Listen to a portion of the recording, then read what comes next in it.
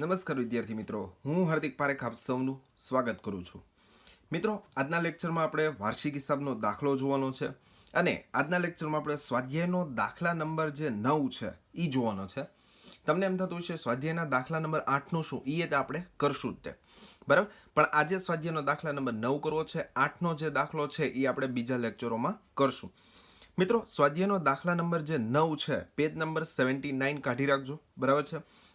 સૌથી પહેલા આપણે રકમ વાંચીએ. પાર્થિવ અને પ્રિયા એક ભાગીદારી પેઢીના ભાગીદારો છે. નફા નુકસાનનું પ્રમાણ નથી આપ્યું, એટલે તમે સમજી શકો કે નફા નુકસાનનું પ્રમાણ શું થશે? 1:1, બરાબર. બે ભાગીદારો છે એટલે 1:1, કાંઈ ન કીધું હોય તો. કાચા સરવૈયા અને હવાલાઓ પરથી ભાગીદારી પેઢીના વાર્ષિક હિસાબો તૈયાર કરો. કાચું સરવૈયું આપેલું છે ઉધાર બાકી, જમા બાકી, ઉપાડ બંનેના આપેલા છે. ખરીદીની ચોખ્ખી પડતર એટલે એક રીતની ખરીદી. માલ સ્ટોક કાઉન્સમાં આપ્યું છે 31/3/17, એટલે વર્ષ પૂરું થાય તે દિવસનો સ્ટોક એટલે આખર સ્ટોક કાચા સરવૈયામાં આપેલું હોય તો એક જ અસર આવે, બરાબર છે. એ તે ક્યાં આવશે? પાકા સરવૈયામાં મિલકત લેણા સાહેબ. લેણું એટલે ખાસ ધ્યાનમાં રાખજો, લેણું એટલે થાય દેવાદારો, બરાબર. દેવાદારો એટલે આપણું લેણું. મજૂરી, પગાર, વેપાર ખર્ચ, મકાન, ફર્નિચર ફિટિંગ્સ, ઓફિસ સાધનો, પેકિંગ સામગ્રી, સ્ટોક, રોકડ સિલક. બંને ભાગીદારોની મૂડી, વેચાણ, દેવું એટલે ધ્યાન રાખજો લેણદારો થશે. નમૂના તરીકે વેચેલ માલ એટલે અન્ય રીતે માલની જાવક એટલે ખરીદીમાંથી શું થાય? બાદ થાય. બેંક ઓવરડ્રાફ્ટ એટલે દેવું, બરાબર. જો અહીંયા આપ્યું છે ખરીદીની ચોખ્ખી પડતર એટલે વ્યવસ્થિત ખરીદી. હવાલાઓ જોઈએ, અને હવાલાઓ જે કાચા સરવૈયાને અસર કરે એટલે પ્લસ ઓર માઇનસ કરે એટલે આપણે પહેલા હવાલાઓને નંબર આપી દેવાના, બરાબર છે. મૂડી પર 8% લેખે, ઉપાડ પર 12% લેખે વ્યાજ ગણવાનું છે. એટલે મૂડી અને ઉપાડને અસર કરે છે તો મૂડી અને ઉપાડમાં આપણે 1 નંબર આપી દઈએ. પાર્થિવ દર માસના અંતે ₹400 અને પ્રિયાએ તારીખ 1/10/2016 ના રોજ ઉપાડ કર્યો છે. આના આધારે આપણે ઉપાડ પર વ્યાજ કઈ રીતે ગણવું ને એની માટે આ વસ્તુ આપી છે. જ્યારે હવાલો કરાવીશ ત્યારે સમજાવીશ. ₹10,000 ઉધાર વેચાણની નોંધ કરવાની બાકી છે, બરાબર છે. તો આપણે નોંધ કરી લેશું. તો ઉધાર વેચાણની શું આમ નોંધ થાય? આપણે ભણી ગયા છીએ હવાલાઓમાં. તો કે દેવાદાર ખાતે ઉધાર તે વેચાણ ખાતે જમા, એટલે દેવાદાર અને વેચાણ બેયને અસર કરે.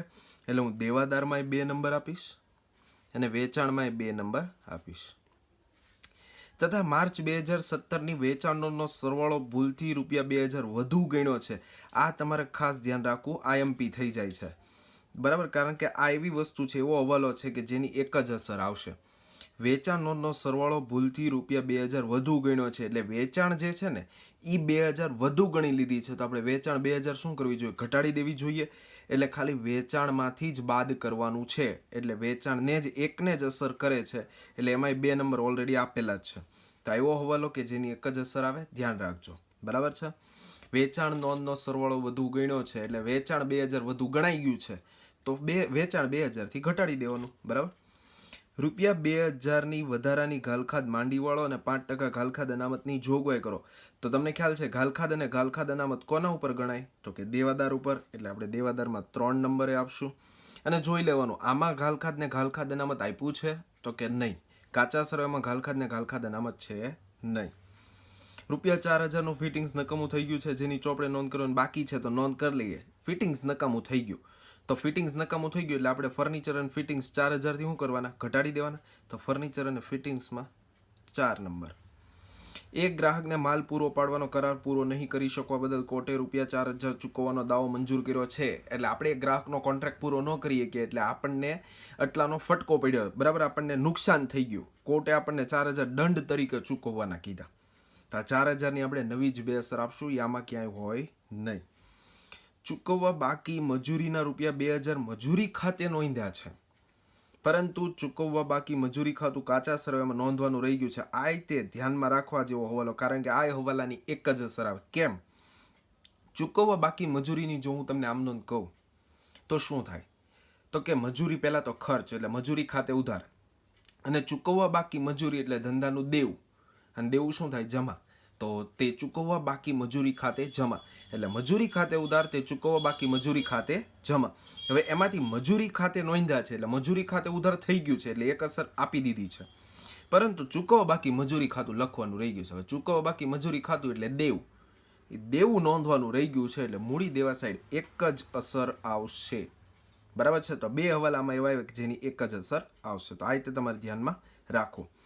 હવે વાર્ષિક હિસાબો તૈયાર કરો એવું કીધું છે એટલે આમાં તો ખરીદી વેચાણ ને બધું છે એટલે વેપાર ખાતું, નફા નુકસાન ખાતું, નફા નુકસાન ફાળવણી ખાતું, ભાગીદારોના મૂડી ખાતા, કારણ કે અહીંયા મૂડીની જ બાકી આપી છે એટલે ભાગીદારોના મૂડી ખાતા આવશે, ચાલુ ખાતા આવે નહીં, અને પાકું સરવૈયું. તો હવે એના ફોર્મેટ અને એની ગણતરી તરફ આગળ વધીએ.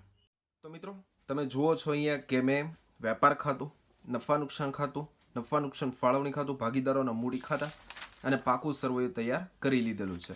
ખાસ કરીને તેના શીર્ષક, બરાબર. વેપાર ખાતું, નફા નુકસાન ખાતું, ફાળવણી ખાતામાં ના રોજ પૂરા થતા વર્ષનું એવો શબ્દ આવશે, બરાબર. મૂડી ખાતામાં ફક્ત ભાગીદારોના મૂડી ખાતા, અને ખાસ ધ્યાન રાખજો એમાં તારીખ આવે, તારીખ વિગત બે ભાગીદારોના ખાના, તારીખ વિગત બે ભાગીદારોના ખાના, બરાબર છે. અને પાકા સરવૈયામાં ના રોજનું પાકું સરવૈયું.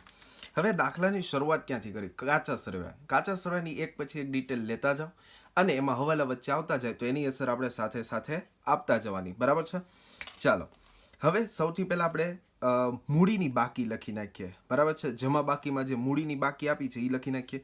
બંનેની મૂડી તમને આપી છે 24,000 અને 16,000. તો બંનેની કઈ બાકી હોય તો કે જમા બાકી. મૂડીની કઈ બાકી હોય? જમા બાકી. તો મૂડી આપેલી છે 24,000 અને 16,000. બાકી લખો છો, શરૂઆતની બાકી લખો છો એટલે તારીખ કઈ આવે? 1/4. અને 1/4 તમે બનાવો છો 31/3/17 નું, તો વર્ષ શરૂ ક્યારે થયું હોય? 1/4/16 ના રોજ, એટલે તારીખમાં 1/4/16. શબ્દ શરૂઆતની બાકી લખો છો એટલે બાકી આગળ લાવ્યા. બંનેની મૂડી 24,000 અને 16,000 આ રીતે. ચાલો ક્લિયર, બરાબર. આગળ મૂડી પછી હવે ઉધાર બાકીમાં આવી જાઓ. હવે આપણે ઉધાર બાકીથી એક પછી એક ડિટેલ લેતા જઈએ. ઉધાર બાકીમાં તમને સૌથી પહેલા ઉપાડ આપેલા છે, અને આ જે ઉપાડ છે બંનેના ઉપાડ એટલે ઉપાડના કારણે ભાગીદારની મૂડી ઘટે, તો મૂડી ઘટાડો અમારે મૂડી ખાતે શું કરવું પડે? ઉધાર. એટલે ઉપાડ જે છે એ કઈ સાઈડ આવશે? ઉધાર સાઈડ. એમાં તારીખ નો લખતા, કારણ કે ઉપાડ ખાતે બંનેનો ઉપાડ જે છે, બરાબર, એ કેટલો છે. હવે એમાં તમે પહેલા નંબરનો હવાલો જોશો, બરાબર. એક નંબરના હવાલામાં તમને જો શું કીધું છે? મૂડી પર 8%, ઉપાડ પર 12% લેખે વ્યાજ ગણવાનું છે. એમાં પાર્થિવ દર માસના અંતે 400 નો ઉપાડ કરે, અને પ્રિયાએ તારીખ 1/10/16 ના રોજ ઉપાડ કર્યો. તો પ્રિયાનો ઉપાડ નક્કી છે, એની તારીખ કઈ? 1/10/16. ઉપાડ ખાતે, બરાબર. પ્રિયાનો ઉપાડ કેટલો આપેલો છે તમને? 3200. તો પ્રિયાના ખાનામાં 3200 લખું. જ્યારે પાર્થિવે તો દર મહિને ઉપાડ્યો, તો હું કાંઈ અહીંયા દરેક મહિનાની તારીખ ન લખી શકું, એટલે એમાં તારીખમાં ડેશ ઉપાડ ખાતે, અને પાર્થિવનો ઉપાડ કેટલો છે? 4800. ચાલો કાચા સરવાળાની એક અસર હોય એટલે હું કાચા સરવાળાની એક અસર આપું છું. હવે એમાં હવાલો તમને શું કીધો? મૂડી પર 8% લેખે વ્યાજ ગણો. તો સૌથી પહેલા આપણે જે છે મૂડી બંનેની 24,000 અને 16,000, એના ઉપર આપણે 8% લેખે શું કરવાનું છે? વ્યાજ ગણવાનું છે, બરાબર. તો તમે 24,000 ના 8% કરો, પછી 16,000 ના તમે 8% કરો, બરાબર છે. તો બંનેનું વ્યાજ મળશે, બરાબર છે. હવે ઈ મૂડી પર વ્યાજ જે છે, બરાબર, એ ભાગીદારને મળે એટલે ભાગીદારની મૂડીમાં શું થાય? વધારો. એટલે મારે એની મૂડી વધારો. મૂડી ખાતે તો શું કરવું પડે? જમા તે. એટલે મૂડી પર વ્યાજ તારીખ તો કે છેલ્લી આવે, આ બધું વર્ષના અંતે ગણાય એટલે 31/3/17, બરાબર. મૂડી પર વ્યાજ 24,000 ના 8% કરો એટલે કેટલા આવશે? 1920 રૂપિયા. અને 16,000 ના 8% કરો એટલે કેટલા આવે? 1280 રૂપિયા. હવે હજી તો મેં હવાલાની કેટલી અસર આપી? એક. મૂડી પર વ્યાજ ભાગીદારને લગતો વ્યવહાર એટલે નફા નુકસાન ફાળવણી ખાતામાં આવે, અને આ પેઢી માટે શું બને? મૂડી પર વ્યાજ ખર્ચ એટલે નફા નુકસાન ફાળવણી ખાતે શું થાય? ઉધાર. તો એક લાઈન મૂકીને મૂડી પર વ્યાજ બંનેનું નામ પાર્થિવ અને પ્રિયા 1920 અને 1280, અને આ બેનો ટોટલ જે છે આપણે શું કરવાનો? 12 લઈ જવાનો એટલે કેટલા રૂપિયા આવશે? 3200. તો જોઈજો હવાલાની બે અસર આવી ગઈ, એક અહીંયા ને એક અહીંયા. અને અલ્ટિમેટલી ખ્યાલ આવી જાય જો અહીંયા જમા થયું હોય તો ફાળવણી ખાતે શું થાય? ઉધાર જ થાય, બરાબર છે. હાલો મૂડી પર વ્યાજ ગણાઈ ગયો. હવે ઉપાડ પર તમને 12% લેખે વ્યાજ ગણવાનું કીધું. તો ભાઈ પહેલા તો એ કહી દો, સીધા તમે ઉપાડના 12% કરી નાખો, 4800 ના 12%, 3200 ના 12%. હાલો વ્યાજ મળી ગયું. તો એ ખોટું, કારણ કે તમને અહીંયા કીધેલું છે કે કોણે ક્યારે ઉપાડ કર્યો. તો એ રીતે આપણે ઉપાડની ગણતરી કરવી પડે. હવે તમને બતાવી દો, તો કે ઉપાડ પર વ્યાજની ગણતરી. તો સૌથી પહેલા આપણે કોના ઉપાડ પર વ્યાજ ગણવું છે? તો કે પાર્થિવ. તો કે પાર્થિવ માટે ઉપાડ પર વ્યાજ. હવે તમને એમ કીધું છે, પહેલો હવાલો તમે વાંચશો એટલે ખબર પડશે. પાર્થિવ છે ને દર માસના અંતે 400 નો ઉપાડ કરે છે. આપણે પહેલા ચેપ્ટરમાં ટાઈપ ભણી ગયા ઉપાડ પર વ્યાજ ગણવાની રીતમાં. તો કે દર માસે જો ઉપાડ કરે તો એને પી કહેવાય, બરાબર છે. તો પી બરાબર 400. વ્યાજનો દર છે 12%. ઉપાડ પર વ્યાજનો દર 12%. અને જો કોઈ ભાગીદાર દર મહિનાને અંતે ઉપાડ કરે તો એન બરાબર કેટલા લેવાના હોય? 66/12. આ વસ્તુ તમે ભણી ગયા છો. તો I બરાબર PRN ના છેદમાં 100, બરાબર. પી એટલે દર મહિનાનો ઉપાડ 400 ગુણ્યા 12% એટલે ગુણ્યા 12/100 અને n બરાબર 66/12. આ રીતે એની ગણતરી થતી હોય છે, બરાબર છે. તો તમે આનું સાદુરૂપ આપશો એટલે પાર્થિવ માટે ઉપાડ પર વ્યાજ જે છે એ કેટલું આવશે? 264 રૂપિયા. હાલો, એક ભાગીદારનું તો મળી ગયું. હવે તો કે બીજા ભાગીદાર માટે, તો કે પ્રિયા માટે ઉપાડ પર વ્યાજ. હવે એની માટે આ રીતે નથી ગણવાનું, કારણ કે એમાં તમને એમ કીધું પ્રિયાએ તો સીધો એક આરે બધો ઉપાડ કઈ તારીખે કર્યો? તો કે 1/10/16 ના રોજ ઉપાડ કર્યો. તો ત્યાંથી એનું વ્યાજ ગણવાનું શરૂ થાય. હવે આપણું વર્ષ પૂરું થાય છે 31/3/17. હંમેશા વ્યાજ હોય સમય ઉપર ગણવાનું હોય. તો આ દિવસે ઉપાડ કર્યો ત્યાંથી આપણું અત્યારના વર્ષ પૂરું થાય છે 31/3/17. તો કેટલા મહિના થયા? તો કે 10, 11, 12, 1, 2, 3 એટલે 6 મહિના થયા. 6 મહિનાનું વ્યાજ ગણવાનું છે, બરાબર. તો કઈ રીતે ગણાશે? તો કે ટોટલ પ્રિયાનો ઉપાડ કેટલો? તો કે 3200 આપેલો. વ્યાજનો દર 12% એટલે 12/100 ગુણ્યા 6 મહિનાનું ગોતવું હોય તો ગુણ્યા 6/12. કારણ કે કોઈ પણ બી રકમના તમે સીધા 12% કરો ને એ આખા વર્ષનું મળે, અને આપણે જોઈએ 6 મહિનાનું એટલે ગુણ્યા 6/12. તો મિત્રો તમે આનું સાદુરૂપ આપશો એટલે આવશે 192 રૂપિયા. આ રીતે બંનેના ઉપાડ પર વ્યાજ મળી ગયા, બરાબર. ઉપાડ પર વ્યાજ છે ભાગીદારની મૂડી ઘટાડે. તો મૂડી ઘટાડવા મારે મૂડી ખાતે શું કરવું પડે? ઉધાર જ કરવું પડે. અને ક્યારે ગણાય? છેલ્લા દિવસે એટલે 31/3/17 ઉપાડ પર વ્યાજ. કેટલું આવ્યું? 264 અને 192. ઉપાડ પર વ્યાજ ભાગીદારને લગતો વ્યવહાર એટલે ફાળવણી ખાતામાં આવે, અને ઉપાડ પર વ્યાજ પેઢીને મળે એટલે પેઢી માટે આવક એટલે એ જમા બાજુ આવે. એક લાઈન મૂકીને ઉપાડ પર વ્યાજ પાર્થિવ અને પ્રિયા 264 અને 192 રૂપિયા. ચાલો, આ બેનો ટોટલ કરીને રકમ બહાર લખવાની છે 456 રૂપિયા. ચાલો, ઉપાડ પર વ્યાજની હવાલાની 2 અસર અહીંયા આવી ગઈ. તો અહીંયા હવાલો પૂરો થાય છે. કાચા સરવાળામાં આગળ વધો ઉધાર બાકીમાં. તો કે ખરીદીની ચોખ્ખી પડતર એટલે કે વ્યવસ્થિત ખરીદી આપી છે, બરાબર. તો વ્યવસ્થિત ખરીદી આપી છે તો હું અહીંયા ખરીદી લખી લઉં છું, બરાબર. કાચા સરવાળાની એક અસર વેપાર ખાતાની ઉધાર બાજુએ ખરીદી આવે. ફોર્મેટ તો આવડે જ તે, બરાબર. તો ખરીદી છે 1,06,000, બરાબર છે. એમાં કોઈ હવાલો નથી. રકમ મેં અંદર લખી, એનું રીતે રીઝન છે છેલ્લે તે રકમ બહાર કાઢો, કારણ કે કાચા સરવાળા માની લ્યો કે કોઈક એવી વસ્તુ આવી ખરીદ પરત હોય કે અન્ય રીતે માલની જાવક હોય તો એ ખરીદીમાંથી શું થાય? બાદ થાય. એટલે ત્યારબાદ માલ સ્ટોક આપ્યો છે. તારીખ છે 31/3/17 એટલે આખર સ્ટોક. આખર સ્ટોક કાચા સરવૈયામાં આપેલો હોય તો એક અસર, અને સીધી ક્યાં આવે?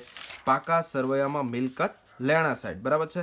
તો મિલકત લેણા સાઈડ હું લખી નાખું આખર સ્ટોક 28,000 રૂપિયા, બરાબર છે. ચાલો, લેણું. લેણું એટલે દેવાદારો. તો તમને ખ્યાલ છે કે લેણું ક્યાં આવે? તો કે લેણું એટલે મિલકત લેણા સાઈડ આવે, બરાબર છે. તો લેણું કેટલા રૂપિયા આપેલું છે? 48,000. હવે એમાં તમને હવાલો આપેલો છે 2 નંબરનો અને 3 નંબરનો હવાલો આપેલો છે. તો તમે 2 નંબરનો હવાલો જો. સૌથી પહેલા ₹10,000 ઉધાર વેચાણની નોંધ કરવાની બાકી છે. તો આપણે ઉધાર વેચાણની નોંધ કરી નાખીએ. તો ઉધાર વેચાણની શું આમ નોંધ થાય? તો કે દેવાદાર ખાતે ઉધાર તે વેચાણ ખાતે જમા. તો દેવાદાર ખાતે ઉધાર 10,000, તે વેચાણ ખાતે જમાઈ કેટલા થાય? 10,000. તો આ આમનોંધની 2 અસર આપવી છે. દેવાદાર ખાતે ઉધાર, દેવાદારની હોય ઉધાર બાકી, તમે કરો છો ઉધાર એટલે દેવાદારમાં પ્લસ. વેચાણની હોય જમા બાકી, તમે કરો છો વેચાણ ખાતે જમા એટલે વેચાણમાં પ્લસ, બે અસર થઈ ગઈ, દેવાદારમાં પ્લસ, વેચાણમાં પ્લસ. તો હવે સૌથી પહેલા આપણે દેવાદારમાં પ્લસ કરીએ એટલે અહીંયા પ્લસ શું થશે, નહીં નોંધેલ બરાબર વેચાણ કેટલાનું છે, 10,000નું. એક અસર આપી.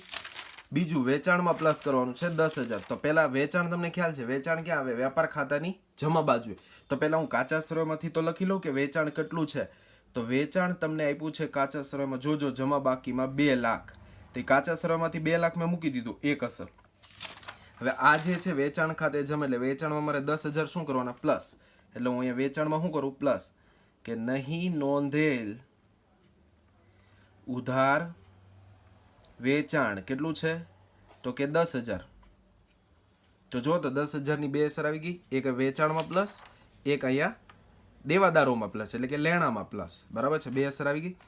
હજી લેણામાં 2 નંબરનો હવાલો પૂરો કર્યો, હજી 3જા નંબરનો હવાલો છે. શું છે, તો કે રૂપિયા 2,000ની ઘાલખાદ માંડીવાળો અને 5% ઘાલખાદ અનામતની જોગવાઈ કરો. હવે ઘાલખાદ ને ઘાલખાદ અનામત આવ્યું બરાબર છે, એટલે તમને આઈડિયા આવી જાય કે ફોર્મેટ આવશે. હવે ફોર્મેટ ક્યાં આવે ઘાલખાદનો, તો કે નફા નુકસાન ખાતાની ઉધાર બાજુ. તો આપણે આ સાઈડ ફોર્મેટ લખીએ કે ભાઈ તમને ખ્યાલ છે ફોર્મેટ શું છે, ઘાલખાદ કાચા સરવૈયાની વત્તા ઘાલખાદ હવાલાની વત્તા ઘાલખાદ અનામત હવાલાની માઇનસ ઘાલખાદ અનામત કાચા સરવૈયાની, આ રીતે. બરાબર. ચાલો હવે તમને ખ્યાલ છે કે હવાલામાં તમને જે 2,000 ઘાલખાદ ગણવાની કીધી, 5% ઘાલખાદ અનામતની જોગવાઈ કરો. હવાલામાં જે આ ઘાલખાદ ને ઘાલખાદ અનામત ગણવાની કીધી, બે દેવાદારમાંથી શું થાય, બાદ જ થાય. તો દેવાદારમાંથી સૌથી પહેલા શું બાદ થશે, તો કે ઘાલખાદ. ઘાલખાદ કેટલી ગણવાની કીધી છે, તો કે 2,000ની. તો હું 2,000 આમાંથી શું કરીશ, બાદ કરીશ. તો કેટલા રહેશે, તો કે 48 ને 10 58,000. 58,000 માં 2,000 જાય એટલે 56,000. હજી જો ઘાલખાદની એક જ અસર આપી 2,000. બીજી અસર તો કે ઘાલખાદ હવાલાની છે, આ હવાલામાં આપેલી છે તો 2,000 અહીંયા, તો 2 અસર થઈ ગઈ. હવે 5% ઘાલખાદ અનામતની જોગવાઈ કરો એટલે દેવાદારમાંથી હવે શું બાદ થાય, ઘાલખાદ અનામત. અને એ તે 5% એટલે કોના 5% થાય, 56,000ના 5% એટલે કેટલા થશે, 2800. બરાબર છે. હવે 56,000 માંથી 2800 બાદ કરો એટલે 53,212 આવે. હજી જો ઘાલખાદ અનામતની એક જ અસર આપી, બીજી અસર બાકી 2800ની. તો અહીંયા ફોર્મેટમાં આવશે ઘાલખાદ અનામત હવાલામાં કેટલી કીધેલી, 5% એટલે 2800. તો એની 2 અસર આવી ગઈ. ચાલો હવે તમને એમ થાય અહીંયા તો કે કાચા સરવાળામાં જો ઘાલખાદ કાચા સરવાળાની આપી હોય, ઘાલખાદ અનામત કાચા સરવાળામાં આપી હોય તો એ લખવાનું, પણ આપેલી નથી તો ડેશ. તો 2,000 વત્તા 2800 એટલે 4,812 આવે. બરાબર છે. આ રીતે હવાલો અહીંયા પૂરો થાય. આગળ વધીએ, મજૂરી પગાર. હવે આમાં તમને એમ થાય મજૂરી છે એ તમને ખ્યાલ હશે માલની ખરીદીને લગતો ખર્ચ એટલે વ્યાપાર ખાતામાં આવે, અને પગાર છે એ નફા નુકસાન ખાતામાં આવે. બરાબર છે. પણ પહેલો શબ્દ મજૂરી છે ને એટલે વ્યાપાર ખાતામાં લખવાનું, આના ઉપર ફોકસ કરવાનું. બરાબર. તો મજૂરી પગાર છે એ વ્યાપાર ખાતાની કઈ બાજુ આવશે, ઉધાર બાજુએ. મજૂરી પગાર કેટલા રૂપિયા, 10,000. હવાલો ન હોય એ રકમ સીધી આપણે બહાર મૂકીએ. બરાબર. વ્યાપાર ખર્ચ ખર્ચાઓ છે ક્યાં આવે, બધા નફા નુકસાન ખાતાની ઉધાર બાજુએ આવે. તો વ્યાપાર ખર્ચ અહીંયા લખીએ. બરાબર. વ્યાપાર નામ સાંભળીને વ્યાપાર ખાતામાં નથી મૂકવાનું, આ ખાસ ધ્યાન રાખજો. બરાબર. વ્યાપાર ખર્ચ 16,000. પછી મકાન છે, મિલકત છે એટલે ક્યાં આવશે, મિલકત લેણા સાઈડ આવે મકાન. બરાબર. કેટલાનું, 50,000નું. ચાલો ત્યારબાદ તો કે ફર્નિચર અને ફિટિંગ્સ. હવે આમાં હવાલો છે એટલે આપણે રકમ જે છે એ અંદર મૂકશું કે ફર્નિચર અને ફિટિંગ્સ કેટલાનું છે, 10,000. હવે એમાં તમને હવાલો આપેલો છે 4 નંબરનો કે રૂપિયા 4,000નું ફિટિંગ્સ નકામું થઈ ગયું છે, જેની ચોપડે નોંધ કરવાની બાકી છે તો નોંધ કરી લઈ. ફિટિંગ્સ નકામું થઈ ગયું એટલે આટલી આપણી મિલકત ઘટી ગઈ. તો આપણે ફર્નિચર અને ફિટિંગ્સમાંથી આપણે શું કરી દઈશું, ફિટિંગ માંડી વાળ્યા એ રીતે લખી શકાય. બરાબર. ઘટાડો કર્યો આપણે કેટલાનો, 4,000નો. એટલે હવે કેટલાના રહ્યા, 6,000ના રહ્યા. તો એ 12. હજી મેં 4,000ની કેટલી અસર આપી, 1. મિલકતની કિંમત ઘટી. બરાબર. ખર્ચ નુકસાન તો કઈ બાજુ આવશે, તો કે નફા નુકસાન ખાતાની ઉધાર બાજુએ, બરાબર. શબ્દ કયા લખશું? તો કે માંડી વાળેલ ફિટિંગ્સ. તમને ખ્યાલ છે ખર્ચાઓ નુકસાન બધું નફા નુકસાન ખાતાની ઉધાર બાજુ આવે. તો 4000 અહીંયા, 4000 ની બીજી અસર અહીંયા, 2 અસર થઈ ગઈ હવાલાની, બરાબર. આગળ વધીએ. ઓફિસ સાધનો. હવે ઓફિસ સાધનો એટલે મિલકતો જ થઈ ગઈ. તો ક્યાં આવશે? મિલકત લેણા સાઈડ આવશે. ઓફિસ સાધનો 4000 ના. પછી છે પેકિંગ સામગ્રી સ્ટોક એટલે અગેન મિલકત. પેકિંગ સામગ્રીનો સ્ટોક છે, મિલકત છે એટલે મિલકત લેણા સાઈડ જ આવે. પેકિંગ સામગ્રી સ્ટોક.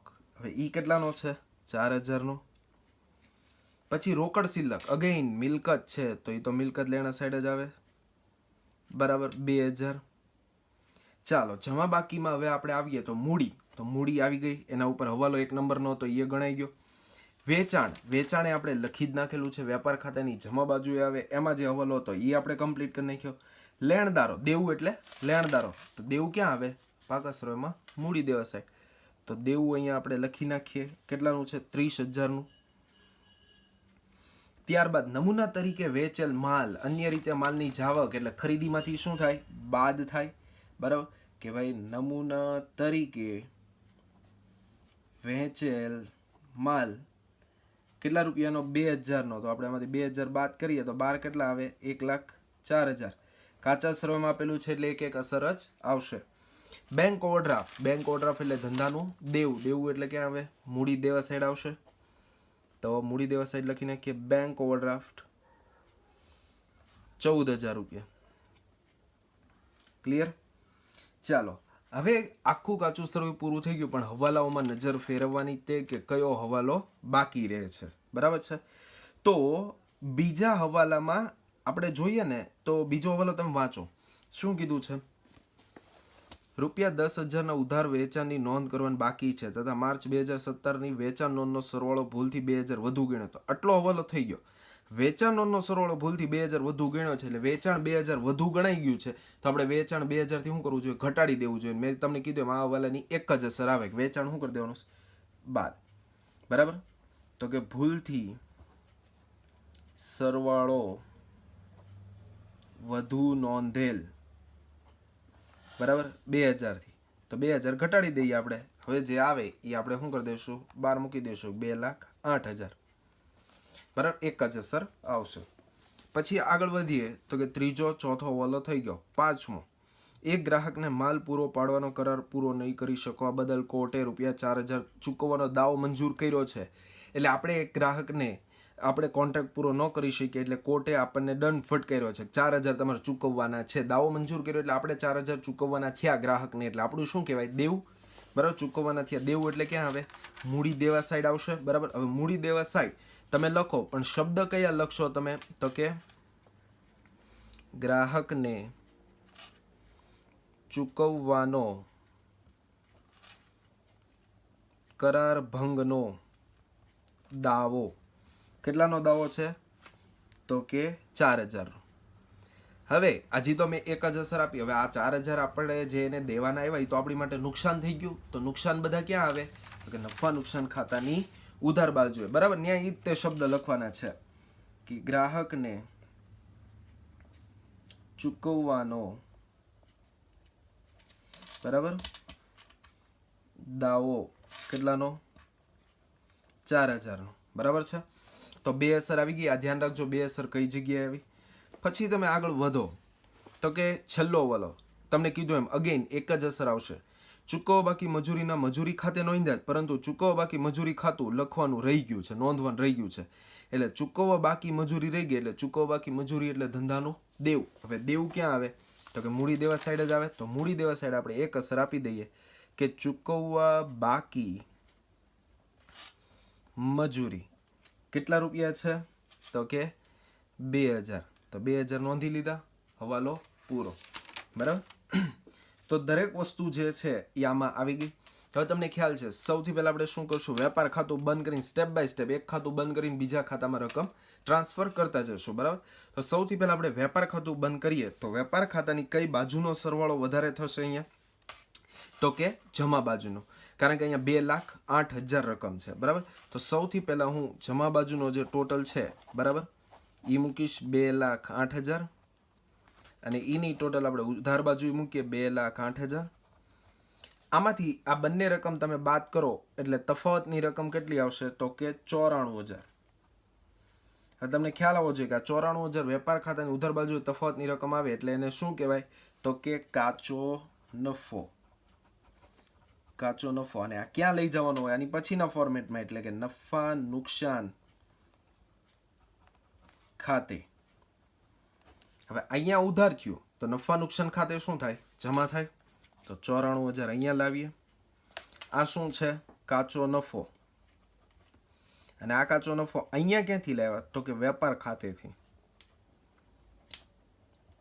ચાલો, ક્લિયર. હવે નફા નુકસાન ખાતું બંધ કરીએ. તો નફા નુકસાન ખાતામાં જે છે એ કઈ બાજુનો સરવાળો વધારે લાગે? તો કે આ બાજુ તો તમે જોશો તો 28,000ની આજુબાજુ રહે, પણ જ્યારે અહીંયા 94,000 છે એટલે જમા બાજુનો સરવાળો વધુ થાય. તો અહીંયા તે આપણે ડબલ લાઇનિંગથી બંધ કરશું, બરાબર. 94,000 ટોટલ અહીંયા 94,000. આ 94,000 માંથી ઉધાર બાજુ બધી રકમ તમે બાદ કરશો એટલે તફાવતની રકમ કેટલી આવશે? 65,200. હવે આ શું મળ્યું? તો કે નફો, બરાબર છે. તફાવતની રકમ ઉધાર બાજુ એટલે નફો, પણ કેવો નફો? તો કે ચોખ્ખો નફો. નફા નુકસાન ખાતામાં જે નફો મળે ચોખ્ખો નફો. એ અહીંથી એની પછીના ફોર્મેટમાં, એટલે ક્યાં લઈ જવાનું? નફા નુકસાન ફાળવણી ખાતે. અહીંયા ઉધાર થયું તો નફા નુકસાન ફાળવણી ખાતે શું કરવાનું? જમા. એટલે જ અહીંયા જો મેં એક લાઈન ખાલી રાખી હતી, 65,200, બરાબર. શું છે? ચોખ્ખો નફો. અને અહીંયા તે કાઉન્સમાં તમારે લખવું પડે, બરાબર. શું આવે? નફા નુકસાન ખાતેથી, બરાબર છે. હવે આ નફા નુકસાન ફાળવણી ખાતામાં જે નફો કે ખોટ મળે ને વહેંચણી પાત્ર નફો અથવા તો ખોટ, એટલે ભાગીદાર વચ્ચે વહેંચી દેવાનું. તો આમાં તમે ક્લિયર કટ જોઈ શકો કે કઈ બાજુનો સરવાળો વધુ આવે છે? તો કે જમા બાજુનો ટોટલ વધુ આવશે, બરાબર છે. તો તમે જમા બાજુનો ટોટલ કરશો એટલે કેટલો આવશે? 65,656. 65,656, બરાબર છે. અને ઈની ટોટલ આપણે ઉધાર બાજુ મૂકીએ 65,656, બરાબર. હવે એમાંથી 3200 રૂપિયા તમે બાદ કરો એટલે તફાવતની રકમ કેટલી આવશે? તો કે 62,456. આ જે આવ્યું ને એ કહેવાય નફો, પણ કેવો? વહેંચણી પાત્ર નફો. એટલે કે એવો નફો કે જે આપણે બંને ભાગીદાર વચ્ચે શું કરવાના હોય? વહેંચી દેવાના હોય, પાર્થિવ અને પ્રિયા વચ્ચે. કયા પ્રમાણમાં? નફા નુકસાનના પ્રમાણમાં. મેં તમને પહેલા જ કીધું હતું, શું આવશે? 1:1. અને વહેંચીને ક્યાં લઈ જવાનો? ભાગીદાર વચ્ચે નફો વહેંચો એટલે ભાગીદારને ક્યાં જાય? મૂડી ખાતે જાય. એટલે શબ્દ ભાગીદારોના મૂડી ખાતે કાઉન્સમાં વહેંચણી પાત્ર નફો કયા પ્રમાણમાં વહેંચો છો? 1:1. તો તમે 62,456 ને 1:1 વહેંચશો એટલે કેટલા આવશે? 31,228. 31,228 સરખે હિસ્સે. અહીંયા ઉધાર થયું તો ભાગીદારના મૂડી ખાતે શું થાય? જમા. જમા કરતી વખતે શબ્દ ઉધારના, એટલે ઉધાર કયું ખાતું થયું? તો કે ભાઈ નફા નુકસાન ફાળવણી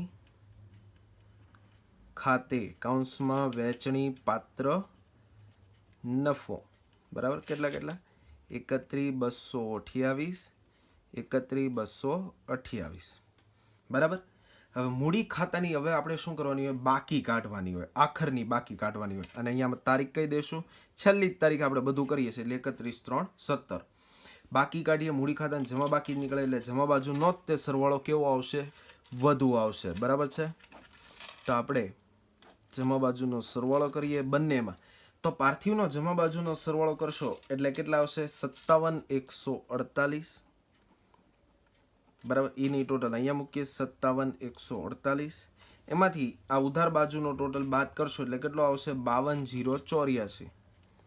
52,084, બરાબર છે. એવી જ રીતે પ્રિયાનો જમા બાજુનો ટોટલ કરશો એટલે કેટલો આવશે? 48,508. તો કે એની ટોટલ અહીંયા મૂકીએ 48,508.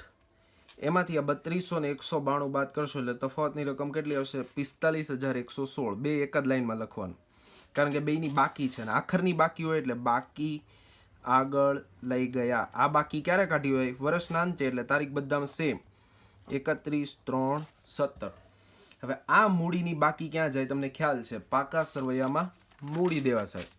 તો મૂડી દેવા સાહેબ બંનેની આપણે મૂડી લખશું, પાર્થિવ અને પ્રિયા. બરાબર છે? કેટલી મૂડી? 52,084. બરાબર છે? અને બીજાની જે છે એ કેટલી છે? તો કે 45,116.